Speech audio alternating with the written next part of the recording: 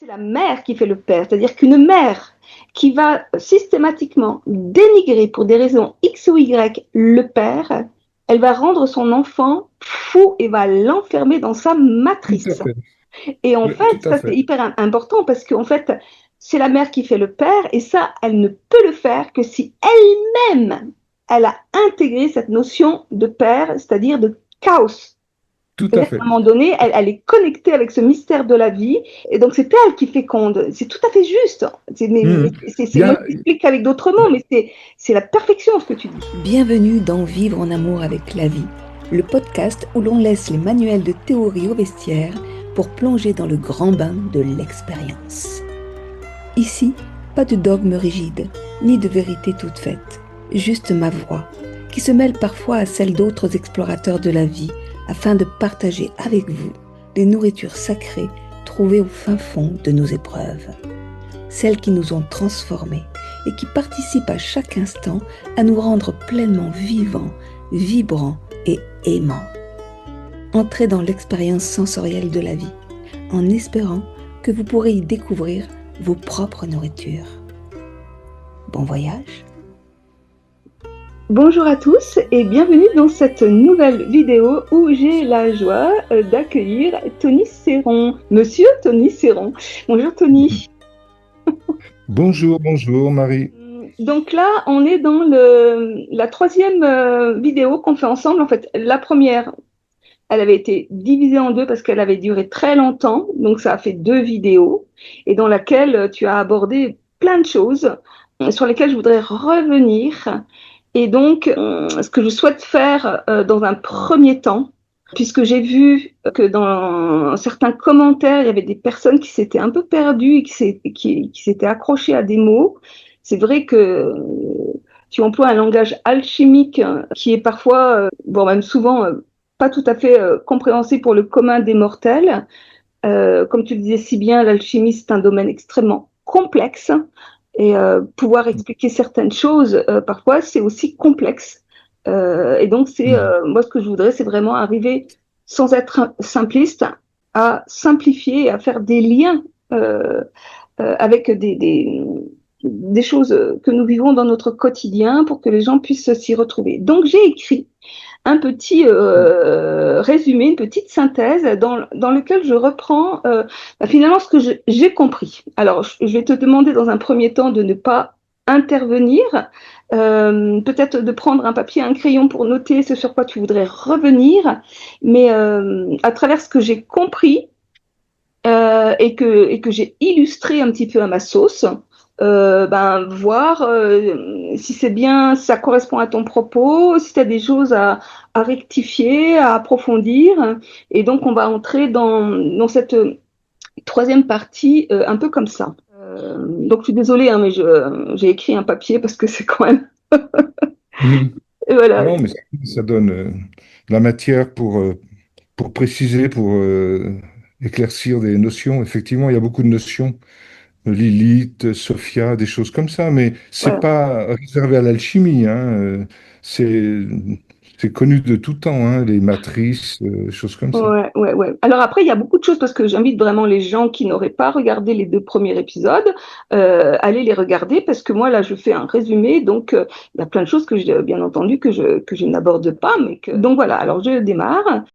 Dans cette troisième partie, je souhaite prolonger et affiner ce qui a déjà été abordé dans les deux précédentes, que je vous invite donc à visionner si ce n'est déjà fait. Et je vais commencer par faire donc une petite synthèse, un petit résumé de ce que moi j'ai compris. Hein. Donc entre ce que toi tu as dit et ce que moi j'ai compris, il y a peut-être tout un monde. Hein. Alors déjà, Mhm.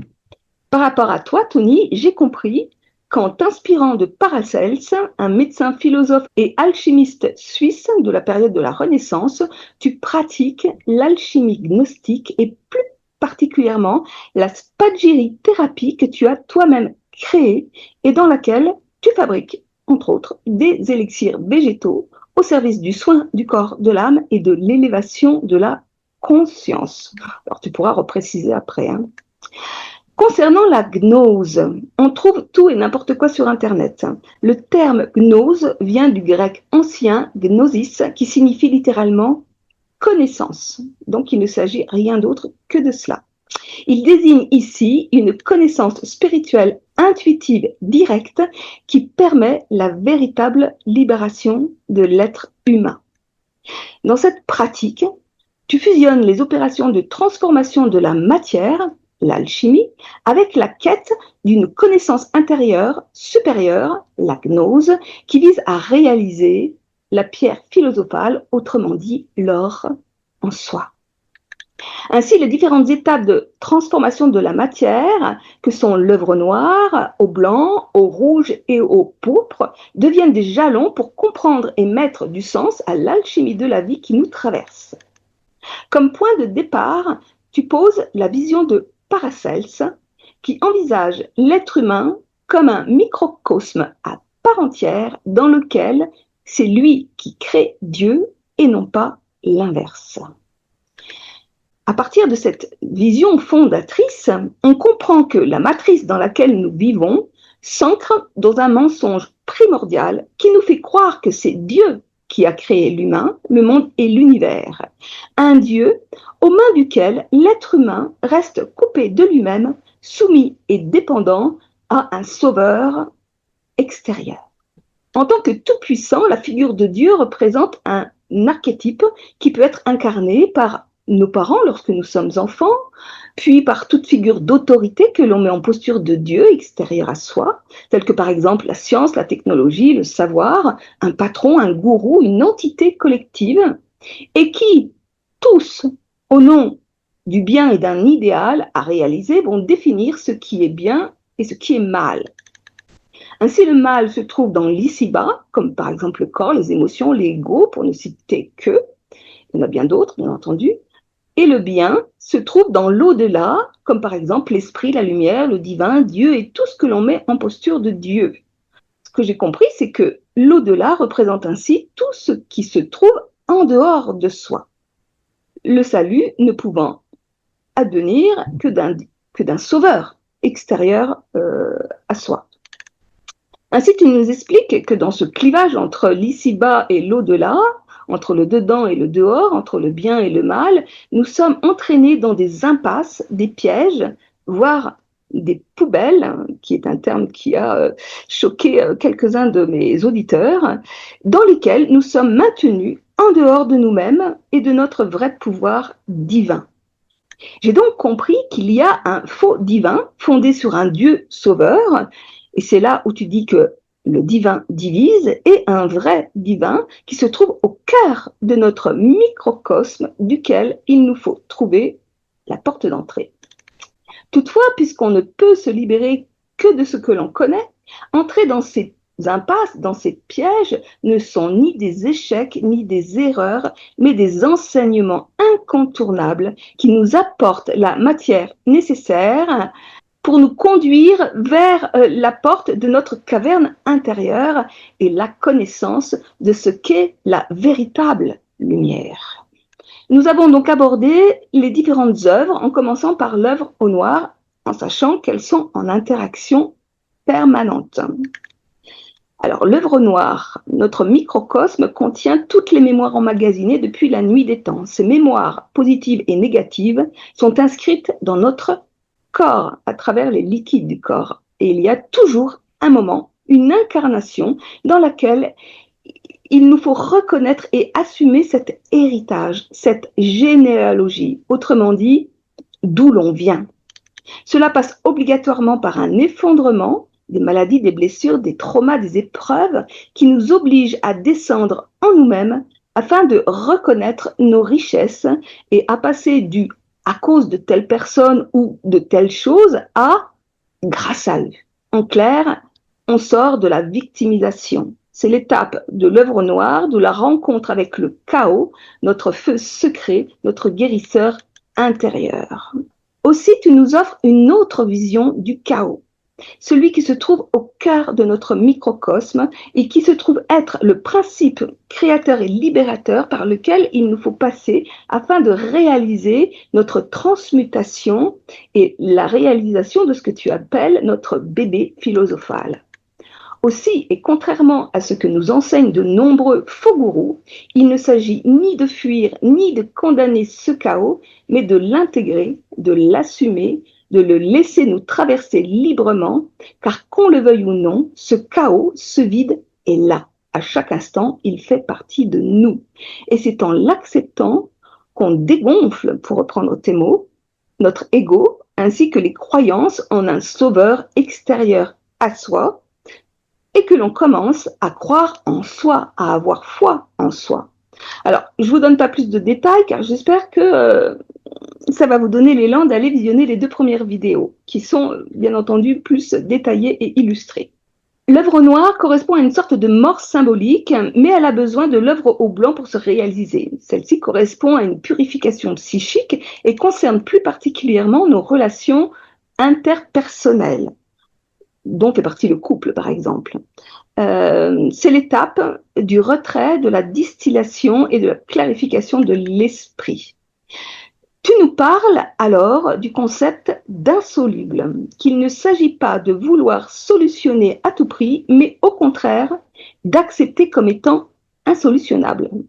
Et c'est dans ce lâcher-prise, dans l'acceptation totale de ne pas y arriver, de ne pas trouver de solution, que finalement l'œuvre au blanc agit, quelque chose travaille en nous, en arrière-fond. Cela ne se traduit pas par une illumination éblouissante, mais par une simplification et un apaisement des tensions internes.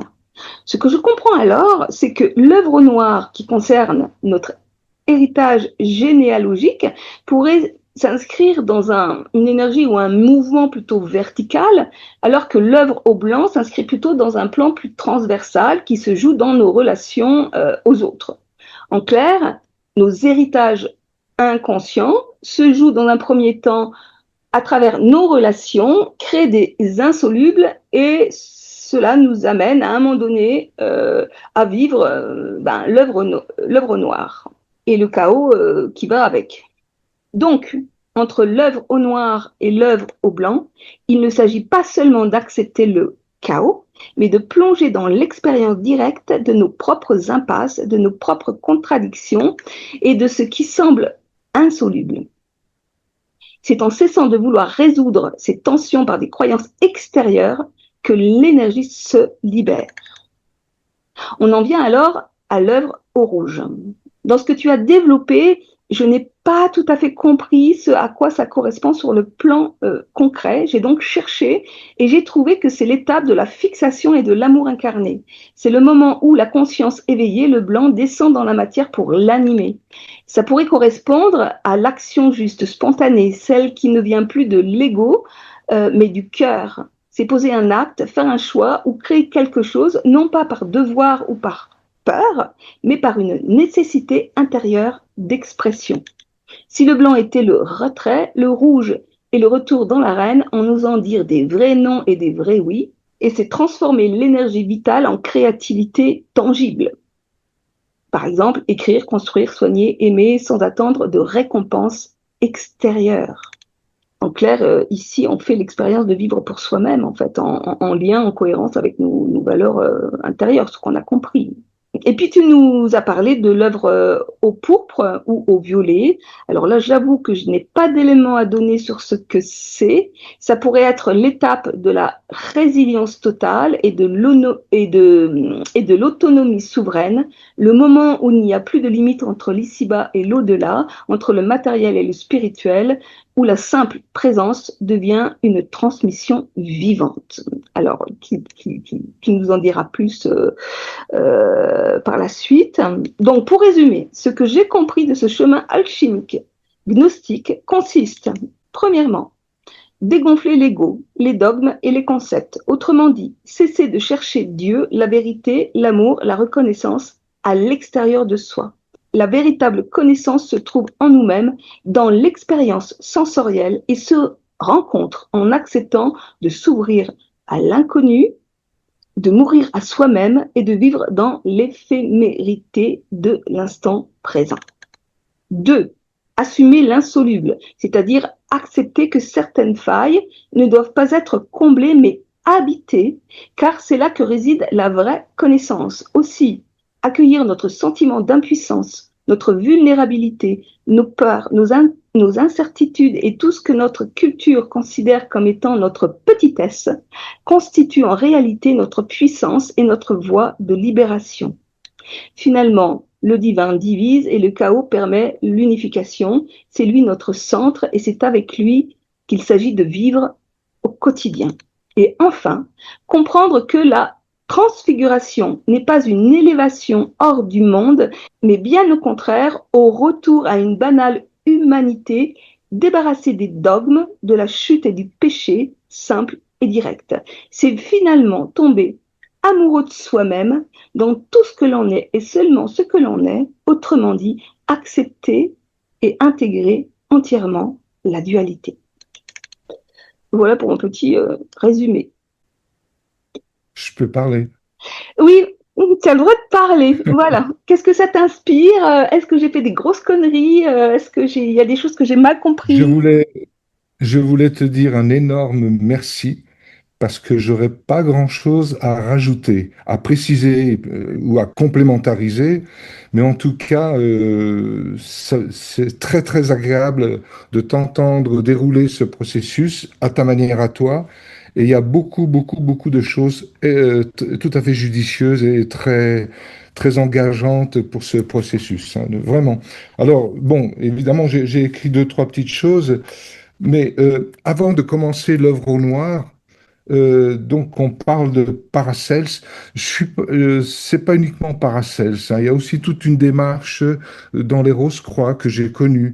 Je fais partie de rien, tu le sais bien, mais on apprend des choses à droite à gauche. Un mystique chrétien qui est juste après Paracels et qui s'appelait Jacob Böhm, dont les écrits sont extrêmement complexes et tout. Et voilà. Ce que je veux dire par là, c'est que avant l'œuvre au noir, qui est une œuvre qui est au niveau thérapeutique orientée sur la famille, la collectivité, le moi et les autres, eh bien, il y a une préparation en quelque sorte, savoir qu'on est au milieu des quatre éléments. Le feu, tant que je suis vivant, je suis chaud. L'eau, tant que je suis vivant, ben, ma foi, elle est liquide, je ne dessèche pas. L'air, l'eau, la terre, le feu, enfin, les quatre éléments, eh bien, nous sont donnés à chaque fois que on entre dans les incarnations et les excarnations. Mais à un moment donné, on se rend compte que ces quatre éléments sont au service d'un point focal, d'un noyau qu'on appelle, nous, le PCI, principe chaotique inoubliable, et qui est porteur de chaos. Donc le chaos, c'est dès le départ. Et Et juste avant de dans une... continuer, s'il te plaît, Oui, sur le chaos, parce que tu utilises un terme incarnation et excarnation. Est-ce que tu peux préciser? Parce que tu l'as utilisé plusieurs fois et je ne sais oui, pas du tout ce que c'est. excarnation, tout ce qui est subtil, incarnation, tout ce qui est palpable, tout ce qui est corporel. Excarnation, on pourrait dire l'âme, l'au-delà. L'ici-bas, c'est le corps, globalement, mais on pourrait pousser plus loin et dire qu'il y a sept aspects du corps. Il y a sept aspects de l'âme qui sont plutôt reliés globalement à l'au-delà, et cet aspect de l'esprit qui apparaissent petit à petit en acceptant ces insolubles et ce qu'on appelle l'œuvre au rouge. Donc l'œuvre au noir, c'est vraiment le corps, l'œuvre au blanc, c'est l'âme et le psychisme, et l'œuvre au rouge, c'est l'esprit. Ensuite viendront les trois multiplications qui vont accélérer tout ça. Mais ce que je voulais dire par là, c'est que dans les notions même, il y a une confusion entre l'âme et l'esprit. Alors, pour faire les choses très clairement, l'âme n'est pas libératrice. Elle permet simplement de prendre conscience de tout ce qui a été engrangé dans l'au-delà, dans notre au-delà, parce qu'on n'a pas réussi à le désamorcer dans les précédentes incarnations. Donc, l'incarnation, c'est le départ. Mais à quel moment je suis prêt à m'incarner véritablement? Pas comme maintenant, tout le monde est incarné, il y a 8 milliards d'habitants. Mais l'incarnation en conscience, eh bien, à quel moment? Ben, arrive un jour, dans une incarnation, où il y a cette prise de conscience que tous ces systèmes tournent autour d'un foyer. Est-ce qu'on pourrait dire que l'âme, en fait, est une mémoire, est une Oui, réserve bien de sûr. mémoire? Oui, une mémoire psychique, une mémoire subtile, une mémoire de lumière, si on veut même parler par là. Voilà. Mais ça reste toujours un monde qui est bordé, c'est-à-dire un monde qui est fermé. Voilà. Et que ce soit l'ici-bas avec son corps, nous sommes limités, et que ce soit l'au-delà avec l'âme, nous sommes limités. Voilà. Donc, pour pouvoir affronter ces deux aspects qui se révèlent être deux mensonges, deux menteurs, mais à vivre, eh bien, il faut savoir, mais d'où est-ce qu'on part pour oser aller affronter un chaos? Eh bien, la roue des naissances et des morts, des expériences sans fin, les souffrances, les épreuves, toutes ces choses-là nous amènent à un moment donné dans une incarnation où, tout en étant dans ce monde, on n'est plus tout à fait de ce monde. On ne peut pas expliquer notre vie uniquement par l'ici-bas et l'au-delà. La matérialité, la spiritualité. Il y a quelque chose de troublant, on fait un trou dans l'œuvre au blanc d'ailleurs, hein, de quelque chose de troublant, de douteux, et à un moment donné, on se dit, bon, d'un côté, je sais que je souffre, de l'autre côté, j'ai pas de réponse. Ça me met dans un chaos. Jusqu'au moment où j'accepte que ce soit facile ou pas facile, de me dire, bon, ben, dans ma vie, il y a quand même une zone chaotique que je ne maîtrise pas. Elle est là, j'en suis sûr. Et à un moment donné, il y a une forme de retournement, de revirement, où il est question d'affronter cette notion de chaos, que finalement, à l'inverse de ce qui nous a été raconté jusqu'à présent, le chaos, ce n'est pas un échec. Au contraire, l'univers originel, quelque part, eh bien, à travers notre petit monde, notre petit microcosme, essaye de nous montrer que le chaos, eh bien, en grattant un petit peu, on va se rendre compte que c'est un feu secret, un feu transmutatoire. Donc, instantanément, on passe d'une notion négative, le chaos, à une notion positive, c'est-à-dire une possibilité de se transformer. Alors, une petite précision, la pierre philosophale, ce n'est pas de l'or, c'est un outil qui part avec des matières viles, des matières faciles, grossières, par exemple le fer ou d'autres, pour obtenir un cristal qui, à un moment donné, eh bien, peut transmuter le plomb en or. Voilà, ça c'est un peu la théorie. Donc la pierre philosophale, ce n'est pas le produit de la transmutation, pas du tout. C'est un travail qu'on prépare, l'œuvre en noir, l'œuvre au blanc, l'œuvre en rouge et les trois multiplications.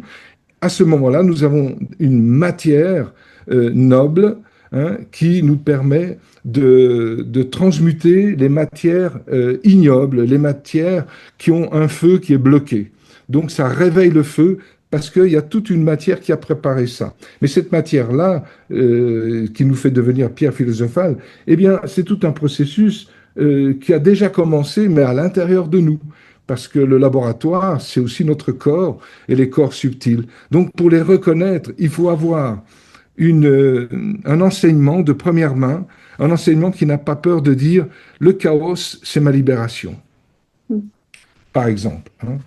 Ouais, ce que j'ai compris moi-même à travers mon parcours, j'ai bien Tout à compris fait. c'est ce que je décris dans ce que j'appelle la métamorphose de l'être, hein, c'est qu'à un moment Oui, donné, il s'agit d'accepter de traverser ce chaos, que j'appelle également le vide, et dans lequel il s'agit d'accepter de ne pas savoir, d'être complètement perdu, d'être dans ce chaos émotionnel, c'est-à-dire la peur, la colère, la tristesse, enfin de traverser tous ces états. Et c'est parce que on accepte de traverser ça qu'à un moment donné, la, hmm. la lumière fut, la lumière jaillit, et que c'est-à-dire que tout ce chaos, on le traverse avec le corps en fait, parce que c'est très sensoriel, on le traverse avec le corps, et c'est là où finalement, quand je dis que la connaissance se trouve dans le corps et non pas dans la tête, la connaissance, elle va émerger finalement de nos tripes, de notre corps, de nos sens, et elle va s'intégrer ensuite, effectivement, dans une connaissance et un savoir qu'on va pouvoir transmettre ou pas, parce qu'il y en a qui choisissent de ne pas Oui, transmettre. Moi, j'ai choisi de transmettre, et donc du coup, forcément, je vais chercher à décortiquer finalement tous ces processus bien sûr. pour le transmettre. Et c'est vrai que toi, tes explications, elles viennent me donner des mots, en fait, hein, et me permettre de me relier à des choses déjà existantes. Donc, je trouve ça absolument génial. Mhm. Mais Parce que oui, tu donc, parlais, par exemple, tout à l'heure de se trouver perdu. Juste un petit clin d'œil dans les jeux de mots, je le fais de temps en temps. Perdu, c'est du père, ça provient du père. Et le père, chez Jacob Böhm, c'est le principe père, c'est le premier principe, c'est la base, et c'est la ténèbre.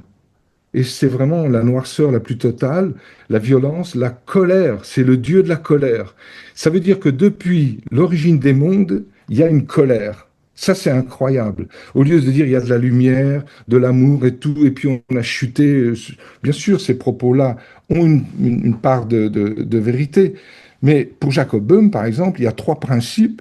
Bon, il ne parle pas des matrices, ou alors il en parle à sa manière.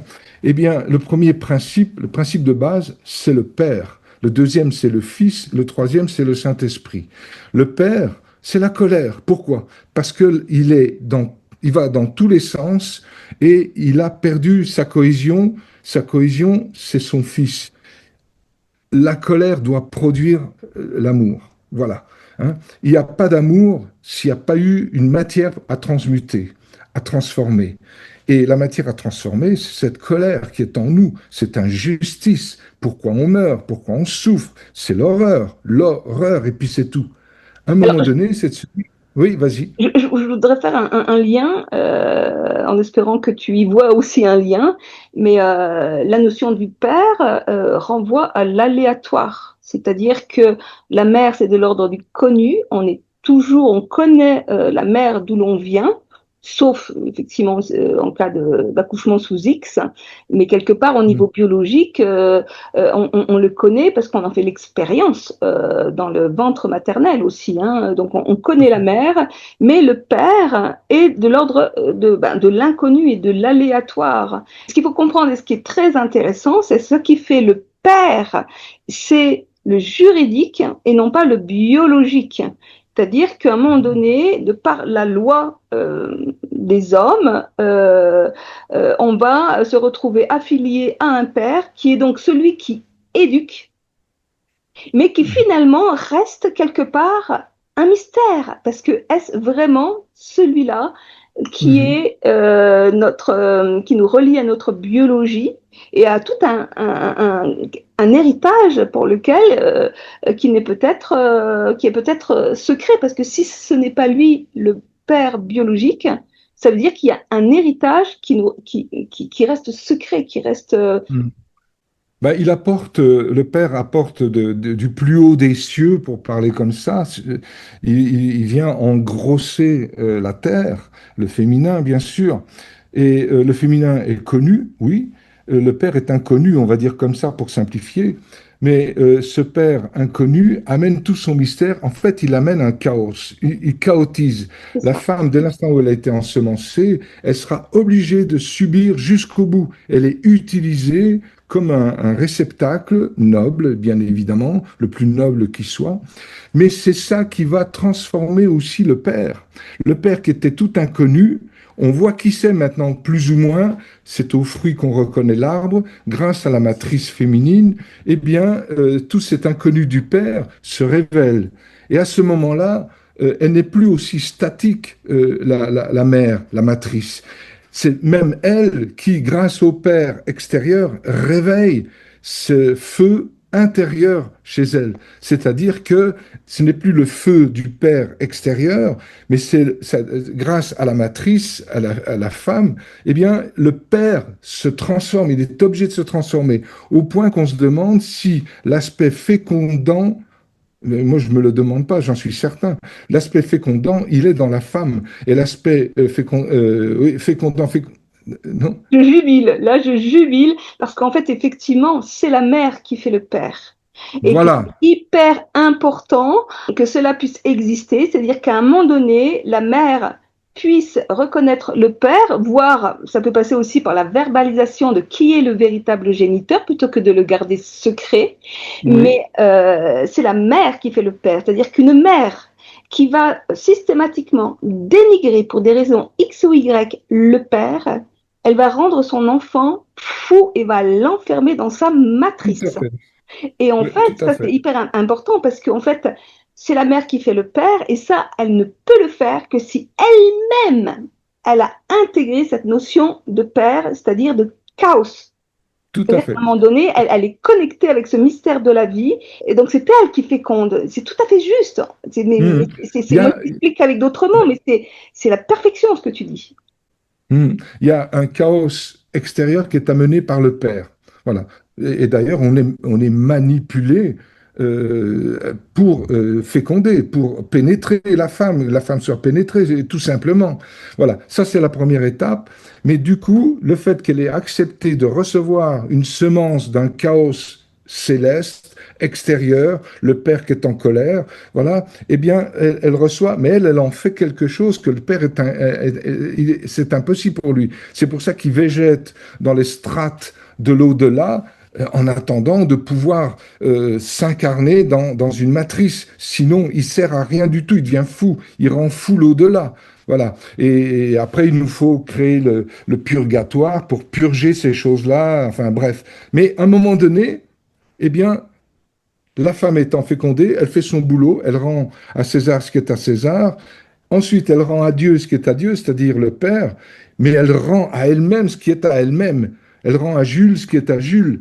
Donc, il y a une étape ici-bas, au-delà. Donc, l'ici-bas féminin reçoit l'au-delà masculin, mais l'ici-bas, en apparence féminin, a touché un feu qui va plus loin que le fait de fabriquer un enfant extérieur, mais d'entrer dans un bébé, le bébé philosophal ou le bébé des philosophes ou le bébé philosophique, ce sont différentes étapes. Eh bien, on voit là, à ce moment-là, la possibilité maintenant de venir féconder le Père sur un plan que lui n'aurait pas pu y aller s'il n'avait pas tout d'abord déposé sa graine dans le monde de l'ici-bas. On ne peut pas se libérer de l'ici-bas si on ne connaît pas l'ici-bas. Et c'est pour ça que finalement, la naissance d'un enfant fait naître la mère à sa véritable humanité. En tous les cas, c'est une opportunité parce que ça Oui. va la renvoyer à son propre chaos intérieur. Et Donc son feu. pour donner naissance à cet enfant sur le plan de la psyché, eh bien, il faut qu'elle fasse le deuil de cette toute-puissance. Et pour faire le deuil de cette toute-puissance, elle doit se connecter avec son propre chaos.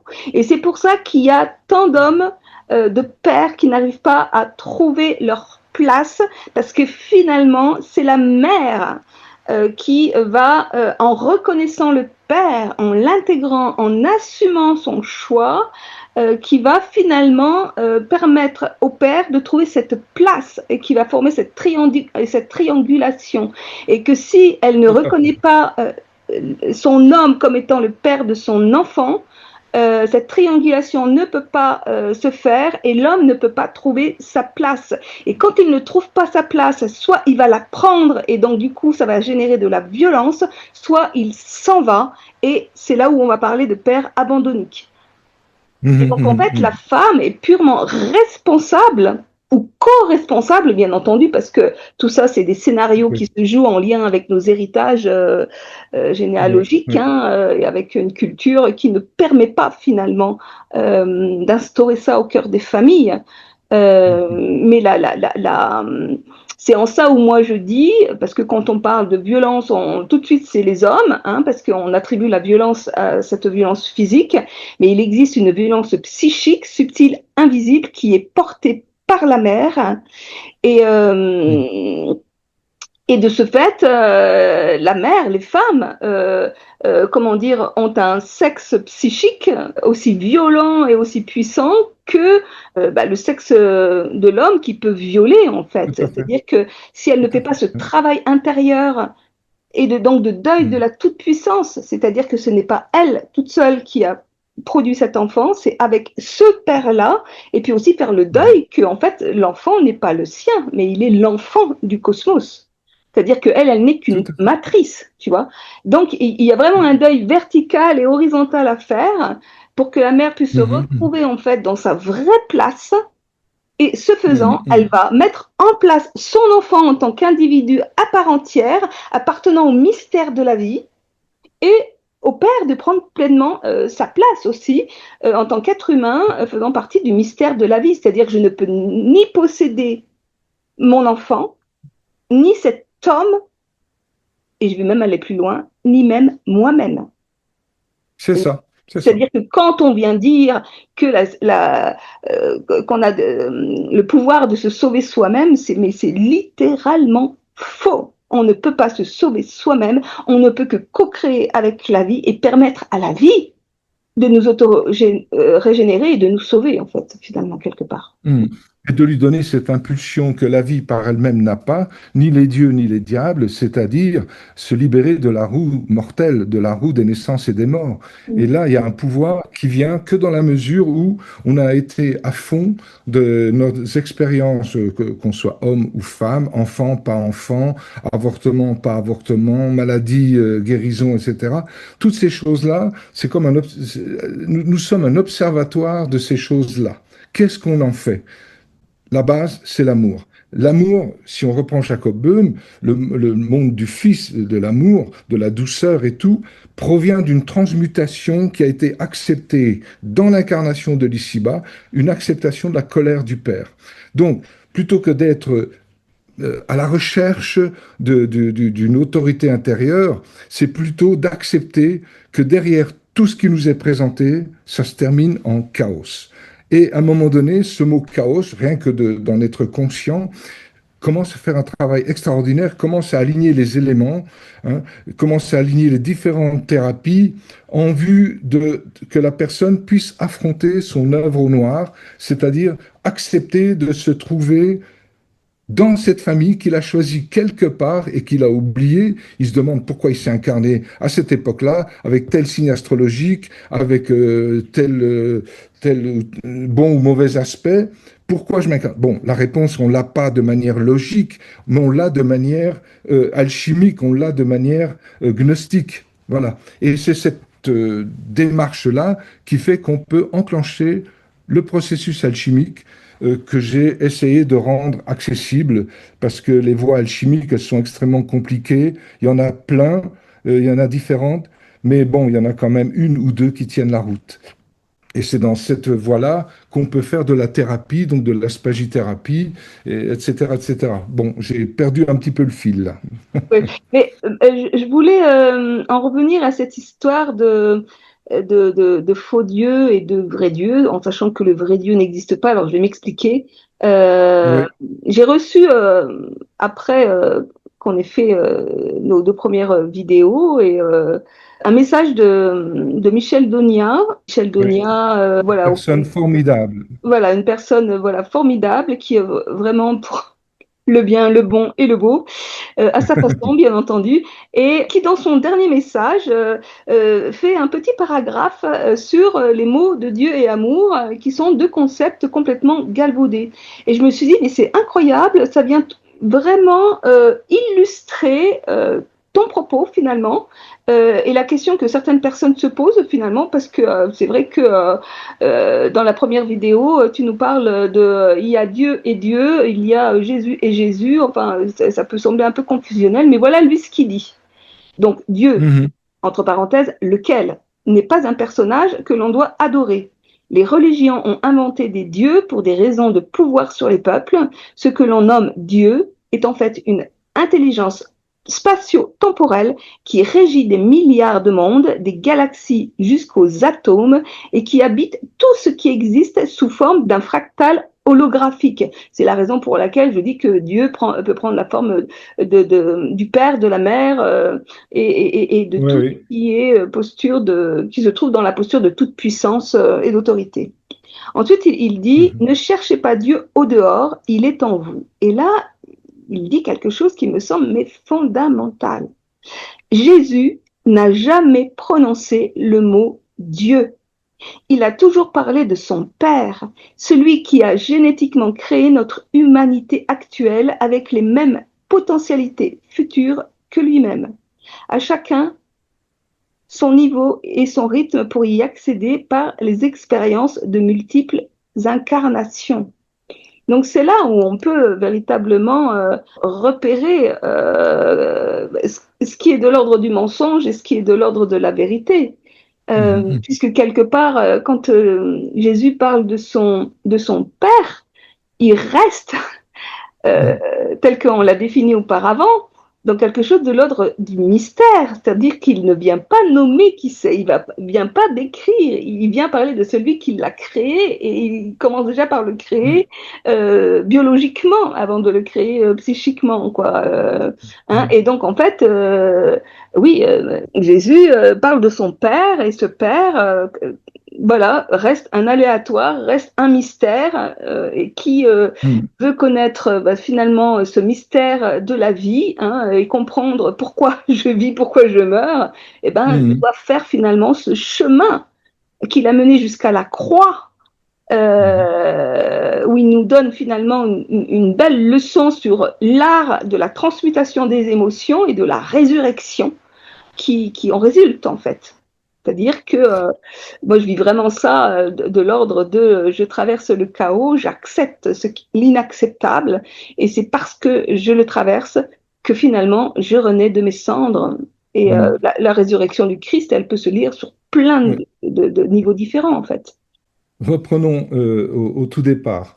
Il ne faut pas oublier que Jésus lui-même, juste une parenthèse, chez les Rose-Croix du Moyen Âge, il disait dans le temple funéraire de Christian Rose-Croix, enfin il y a toute une histoire extrêmement compliquée d'ailleurs, mais assez science-fiction presque.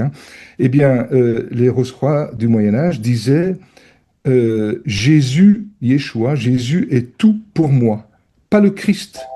Donc il y a une différence à faire. Alors il y a une chose très importante au niveau des notions du Père. Le Père, ça c'est les paroles du Christ, Jésus. Le Père et moi sommes un. Donc c'est pas en dehors. Donc le Père et moi, à un moment donné, c'est un. Donc je n'ai plus à obéir à un Père. Il est en moi. Et il va plus loin. La notion de Père, on peut la retrouver dans Abraham, dans l'Ancien Testament. Eh bien, il dit, avant qu'Abraham ne fût, je suis. Ça veut dire que la notion de Jésus dépasse largement tout ce qu'on peut imaginer comme notion d'amour, de père, de colère, de tout ce qu'on veut. Cette notion de Yeshua, c'est-à-dire Yod et Shin Vavé. Ça veut dire le feu, Shin, le feu dans Dieu, dans Yod et Vav et. Et à ce moment-là, on atteint un état de chaotisation biologique que les trisomiques 21 expriment extérieurement. Entre parenthèses, c'est la numérologie de Yeshua, en hébreu, c'est 47. Le feu est Dieu, c'est-à-dire 21 et 26. Et là, nous avons la possibilité de nommer Dieu. En nommant Dieu, Dieu se dissout dans le Fils. Et le lieu, le laboratoire pour travailler cela, eh bien, c'est un monde entre la colère, la ténèbre et l'amour, la lumière. Il y a quelque chose qui se présente sous forme une eau au singulier, entourée de divers feux. Et l'étape d'après, qu'on appelle les 3 multiplications, après l'œuvre rouge, eh bien là, ce sera un feu plein intérieur et des eaux EAUX qui se baladent autour. Bon, c'est des petites notions comme ça, on pourra le réécouter. Mais ce que je veux dire par là, c'est que la notion de Yeshua, de Jésus, c'est-à-dire de Marie, Marie M-A-R-Y, je parle de toi, je ne parle pas de la Marie, mais de toi, je parle de toi, eh bien, c'est cette Marie-là qui peut dissoudre toutes ces notions dans un chaos qui est constructeur. Et donc, à partir de ce moment-là, il n'y a pas un bon Dieu et un mauvais Dieu. C'est ce que disaient les gnostiques cathares du Moyen Âge, mais l'état astral de l'humanité à cette époque-là n'était pas le même. Eux, ils disaient, ici-bas, c'est le Dieu mauvais, et dans l'au-delà, c'est le Dieu bon. Voilà, mais c'était leur époque. Aujourd'hui, pour le même enseignement, il faudrait dire, l'ici-bas, c'est le Dieu mauvais, l'au-delà, c'est le Dieu encore plus mauvais. Donc, il y a à revisiter ces notions à les alchimiser de manière à ce qu'elles nous parlent dans notre état actuel et non pas dans ces notions qui perdurent depuis des centaines et des centaines d'années. Voilà, elles sont intéressantes, on lit les livres, on en dégage des enseignements absolument fabuleux, mais n'oublions pas de les ramener à la personne la plus importante qui soit, c'est-à-dire Marie, M-A-R-Y. Ça vient de sortir. Écoute, je ris parce qu'en fait, je viens de faire un lien. Je vais vous raconter. Ça peut paraître comme une digression, mais ça ne l'est absolument pas. Hier, je Ouais. parlais avec un ami de mon problème de thyroïde qui, malgré ma prise d'iode depuis plusieurs années, n'arrivait pas à retrouver un fonctionnement correct. Et à la fin de la conversation, je me dis, parce qu'en fait, je lui dis, c'est un insoluble, je comprends pas, moi non plus, le corps a aussi ses mystères, et au moment de raccrocher, je dis, il y a un truc en lien avec le langage des oiseaux là-dedans, tu vois. Mhm. Et là, je t'entends parler, et je t'entends parler de iode. Je dis, merde, De iode, de iode et l'iode. bavé, oui. Je parlais de la thyroïde et de l'iode que je prends et qui est apparemment inefficace. Et en fait, cette iode, Mhm. aujourd'hui, il y a plusieurs médecins notamment, ou même de journalistes, de personnes qui ont écrit des livres concernant cette iode qui a disparu de la croûte terrestre a priori et dont tout le monde est carencé. Donc, il faudrait Mhm. prendre des compléments d'iode, mais l'iode, comment dire, iode, je veux dire en lettres hébraïques, c'est la main de Dieu, en fait. Hein, et puis, comme Oui, tu es en train de c'est donner une. aussi la semence. C'est aussi la semence. Voilà, Donc il c'est y a aussi la l'idée. semence. Mais en fait, si tu veux, moi, je fais le lien en me disant que, parce que je lui disais que, moi, je faisais le lien, c'était l'objet justement de ma dernière vidéo où je parle des compléments essentiels. Et j'écris essentiel en deux mots, essence plus loin ciel. C'est-à-dire qu'on peut, et ça, je l'ai déjà vécu antérieurement, remonter nos minéraux, nos oligoéléments, nos vitamines sans prendre aucun complément. C'est-à-dire que la nourriture n'est pas que physique, physiologique, elle est aussi émotionnelle, psychique, spirituelle. Et qu'en nourrissant notre corps spirituel, eh bien, Mhm. nous allons pouvoir faire remonter de façon complètement magique nos Oui, taux, nos carences, c'est-à-dire que tous les corps sont oui. en interaction et que quelque part, mon manque d'iode, c'est la réflexion que je me faisais intérieurement, était peut-être liée à une autre carence et d'un seul coup, tu viens de me faire connecter Mhm. Mhm. entre iode et iode et voilà, je vais laisser faire Oui, le oui, oui. chemin. Mais la mutation de ces minéraux sans en prendre extérieurement, c'est parce qu'il y a une chaotisation. La chaotisation, c'est le iode qui vient brasser, la main iode vient brasser des semences qui étaient endormies et à ce moment-là, elle s'éveille. Il ne faut pas oublier que la première lettre du nom imprononçable de Dieu, donc iode évavé, c'est iode. Donc ça démarre avec une semence qu'il faut reprendre en main. Et pour ça, il faut que la main eh bien, ne soit pas un repoussoir, mais au contraire, la main, c'est la seule partie de notre corps qui peut toucher tout le reste du corps. Il y a rien d'autre, il n'y a que la main. Avec la main, on peut toucher tout le corps, le ventre, le dos, les pieds, la tête, voilà. Et donc, on voit une structure, Yodé Vavé, quatre lettres inconnues. Dans la suite de Fibonacci, tu as le zéro, le un, le 2, le 3 et le 5. Et le 4 est invisible. Dieu est invisible. Donc à un moment donné, il va falloir le rendre visible. Comment? En travaillant, en acceptant une chaotisation qui va nous reproposer une autre vie, parce que cette fois-ci, cette nouvelle vie tient compte d'une chaotisation constante, d'une alchimisation constante. Mais cette notion de chaos, dans les démarches spiritualistes, tout est fait pour l'évacuer à travers des mantras, à travers des drogues, à travers toutes sortes d'appareillages extérieurs. Eh bien, c'est d'étouffer à un moment donné, c'est de dire, ben, Dieu, c'est ça, vous avez peur de le prononcer, eh ben, je sais comment le prononcer, je mets le feu du serpent, c'est-à-dire la colonne vertébrale et la sève qui circule de partout. Parce qu'il y a avec les 3 premières parties de la colonne vertébrale, l'œuvre au noir, c'est-à-dire les 7 cervicales, les 12 dorsales, les 5 lombaires, enfin 3 plus 2. Ensuite, on passe dans l'œuvre au blanc, c'est le sacrum, le couple, la période intra-utérine. Et ensuite, on va dans la première coccygienne, qui est l'aboutissement du chemin du Christ. On pourrait dire que le Christ, c'est la coccygienne 1. Et ensuite, il va y avoir les 3 multiplications. C'est quoi les 3 multiplications? On va répéter les 3 œuvres, c'est-à-dire un travail sur la famille, un travail sur le couple, sur la période intra-utérine, et un travail sur une biologie qui était endormie jusque-là. Et à ce moment-là, c'est comme si on reprenait en main toute la création et va se faire en 3 étapes. C'est quoi l'œuvre rouge? C'est augmenter les doses d'insolubles.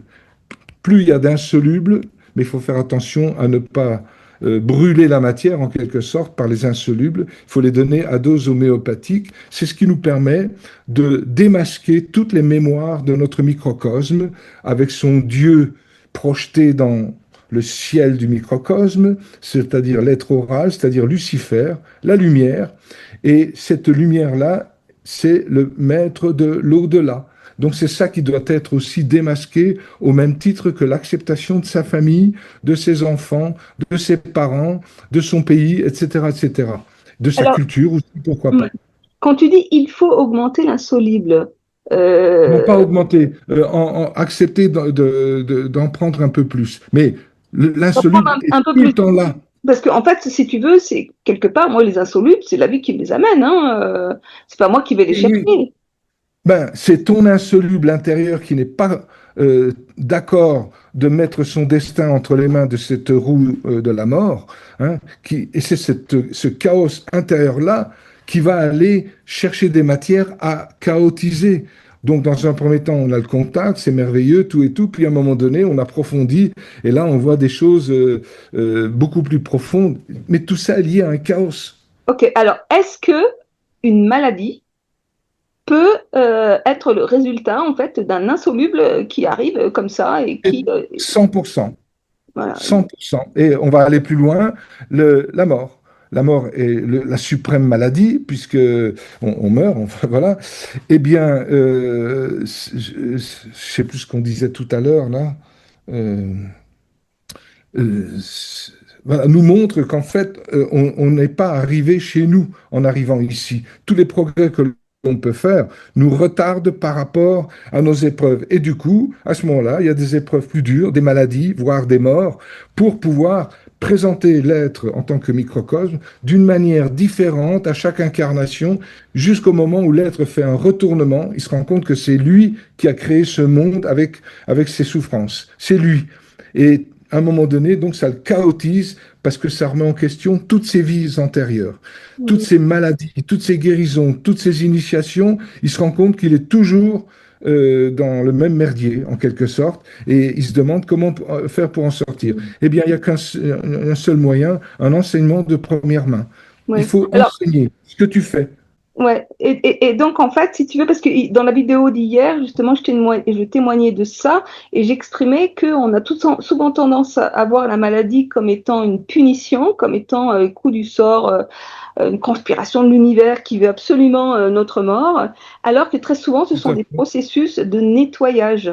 C'est-à-dire que, par exemple, dans mon environnement, il y a énormément de gens qui m'ont dit, ah, mais Marie, comment ça se fait que toi, avec tout le travail que tu as fait, tu es un cancer, c'est absolument Oui, mais impensable. Alors que moi, oui, je ne vivais pas du tout la chose comme ça. Pour moi, la maladie, c'est un processus de nettoyage et que c'est quelque part provisoire, l'aboutissement. Voilà, mais provisoire, provisoire, il n'y a rien de définitif il dans est la maladie. provisoire et en fait, il vient reparamétrer, C'est restructurer, ça, mais même jusqu'au niveau cellulaire, même au niveau de la forme, même au de niveau la conscience. de la conscience, c'est-à-dire qu'il y aura, après ce processus initiatique, il y aura l'avant et il y aura l'après, je ne serai plus du tout, du tout, du tout la même personne. Je vois, moi, comme un reset total Oui, c'est de, ça. de, ce, Oui, de, ce, de ce que je suis, en fait. Et avec tout la révolution.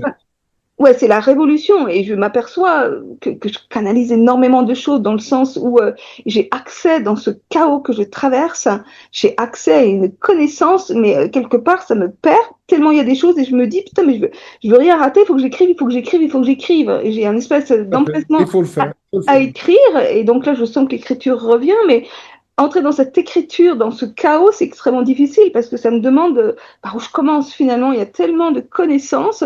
Alors, ma rencontre avec toi, puis avec plein de gens en ce moment, ça me permet justement de canaliser ça et de l'exprimer finalement.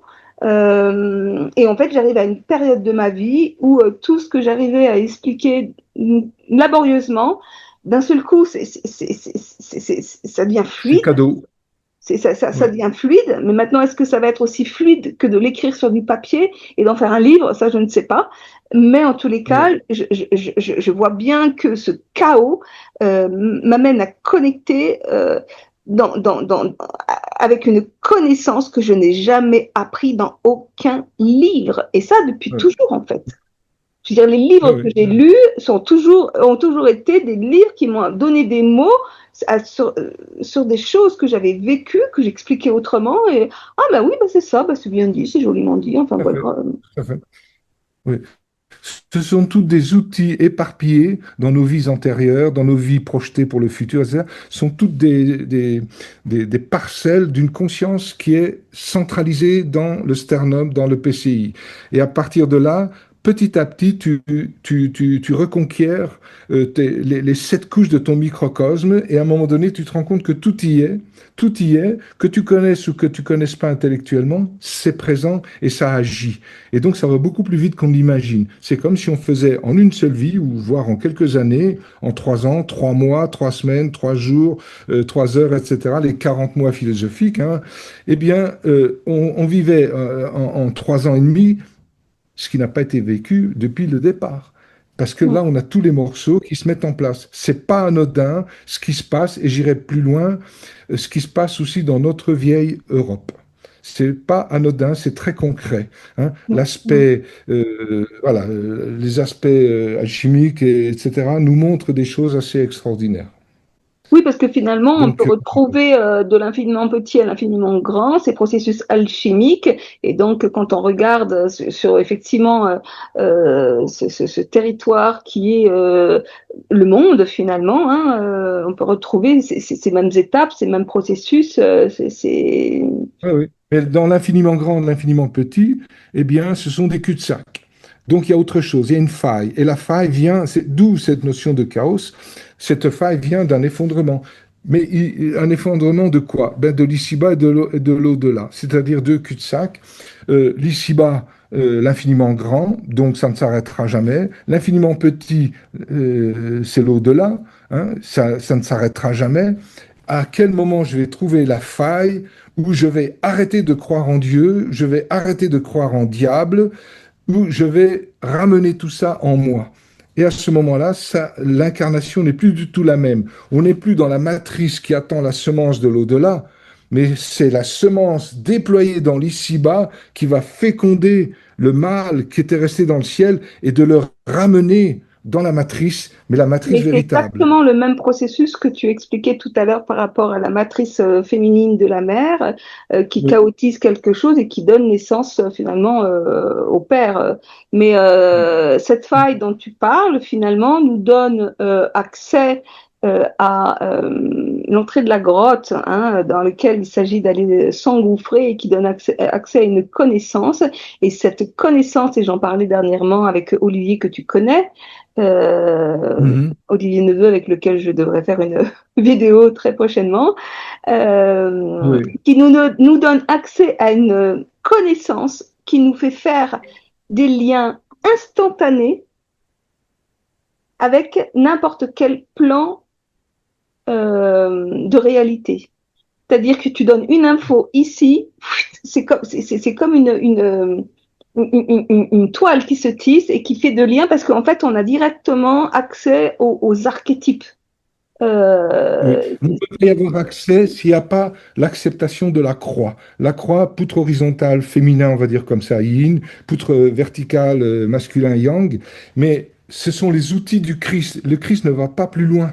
il essaye de montrer qu'il faut accepter absolument tout le passé, tout l'avenir, tout le présent comme n'étant qu'une préparation. C'est un hors-d'œuvre. C'est pas le grand œuvre, c'est un hors-d'œuvre. C'est une pré-préparation.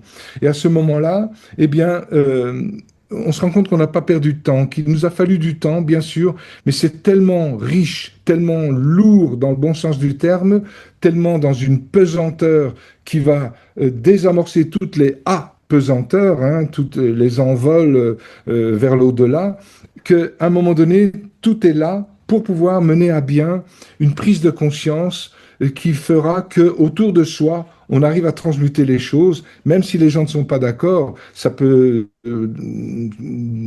créer un petit peu de mécontentement, on va dire comme ça. Mais on ne peut plus faire semblant.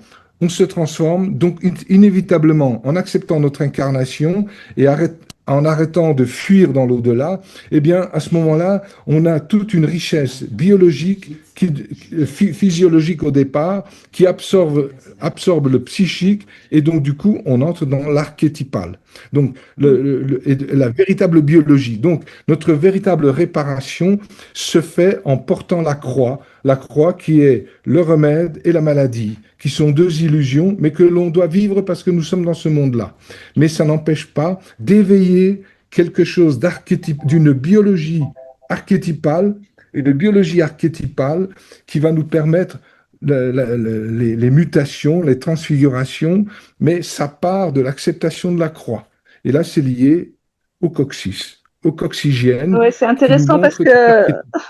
moi qui fais de l'astrologie des étoiles, cette dimension de la croix, pour moi, elle est vraiment incarnée, bah, justement, par cette croix de la lune noire, hein, qui est définie par Lilith et la licorne, qui est en même Oui, temps oui, le remède et la maladie, et oui, c'est une énergie qui circule en croix, justement, et accepter cette croix qui nous ramène exactement à ce que tu dis, en fait, à accepter la la maladie, dualité, quelque part, la maladie et la la guérison. problématique, et que, en fait, le don ultime, notre raison d'être sur Terre, se retrouve dans cette, finalement, dans cette maladie qui est notre peur la plus archaïque, en fait, hein, Sûr. et donc ça, on le lit très bien. Je voudrais, parce que là, on arrive vraiment à la fin, je voudrais pas faire quelque chose de trop long. J'ai deux questions à te poser. J'aimerais juste revenir à cette histoire de 3 multiplications qui vient accélérer les choses. Donc, je me dis que c'est forcément quelque chose qui arrive dans une maturité d'âge, ou c'est quelque chose qui peut arriver tout au long de notre existence, à notre... Tout, tout le processus du grand œuvre, du hors d'œuvre, de la préparation des matières jusqu'à la pierre philosophale, pour parler tout simple, tout est tout le temps là. D'accord. Par rapport au contact qu'on peut avoir avec telle ou telle personne, tel ou tel système, voilà, eh bien, avec une personne, par exemple, X, eh bien, ça va éveiller l'œuvre au blanc en nous. Avec une autre personne, ça va éveiller l'œuvre au rouge ou l'œuvre au noir, ou alors on n'a même pas commencé. Ça veut Mm. dire quoi? En vivant le processus d'œuvre au noir, œuvre au blanc, œuvre au rouge, c'est notre mutation, c'est notre transformation dont il est question. Mm. Les 3 multiplications, c'est quoi? J'accepte d'aider mon prochain en 3 étapes. Donc, je peux parfaitement, sans m'en rendre compte, me retrouver dans une problématique, voire une maladie qui ne m'appartient pas, simplement parce que inconsciemment, j'ai pris sur moi, pour telle personne de ma famille ou que sais-je, sans le savoir, j'ai pris tel et tel aspect, au point que je crois que je suis dans l'œuvre au noir. Alors que je me dis, mais c'est pas possible. L'œuvre au noir, je l'ai vécu. Je m'en souviens parfaitement bien par rapport à la famille, par rapport aux enfants, etc. Il y a eu des épreuves, etc. Je l'ai vécu. Pourquoi je le revis? Et alors, qui plus est, je n'arrive pas à le soigner. Eh bien, je prends conscience que ce n'est pas moi. C'est simplement, je vis une œuvre au noir pour mon prochain. L'œuvre au blanc, c'est la même chose au niveau couple, l'œuvre au rouge au niveau de la biologie. Donc, les 3 multiplications, c'est revivre les 3 œuvres en faisant quoi? En rajoutant simplement des insolubles en 3 fois. Voilà. Ce sont les 3 jours de la résurrection. C'est un tout autre corps, âme, esprit qui se met en Donc, place. j'en arrive à ma dernière question, mais je veux dire, on va pas le développer aujourd'hui parce que je pense que ça mérite vraiment qu'on apporte un peu d'importance. Moi, j'identifie que dans cette ode-là, il y a le collectif, hein, parce que le collectif et les égrégores qui l'animent font partie de cette Oui, tout à ode-là. fait. Et que toi, tu parles bien de gnose individuelle. Donc, il y a en fait Oui, non, un dans le sens, chemin. oui, non, mais c'est de récupérer ton individualité dans cette collectivité occulte de Oui, voilà, l'au-delà. voilà. Et c'est vraiment ça. Mais de récupérer son individualité, c'est un chemin qui est extrêmement difficile parfois et qui demande en fait aussi de nombreux deuils en fait et qui nous fait Oui, traverser une fois de plus l'œuvre noire, l'œuvre blanc, l'œuvre ça rouge. n'arrête pas, ça n'arrête pas. Ça n'arrête pas, voilà. Mais bon, peut-être qu'on refera une D'accord. vidéo sur ce sujet-là plus précisément. Je te remercie infiniment, Tony. C'était vraiment Oui, ben moi aussi, Marie. Ouais. très, très, Mais très... à mon avis, tu devrais continuer à écrire parce que c'est vraiment précieux pour d'autres. Ouais. D'autres besoins. Voilà, faut donner, quoi. Merci. Merci à Mm. toi et à bientôt. Merci pour votre écoute Oui, et à et très à tout bientôt. Hein, ouais. bientôt. Au revoir. Au revoir.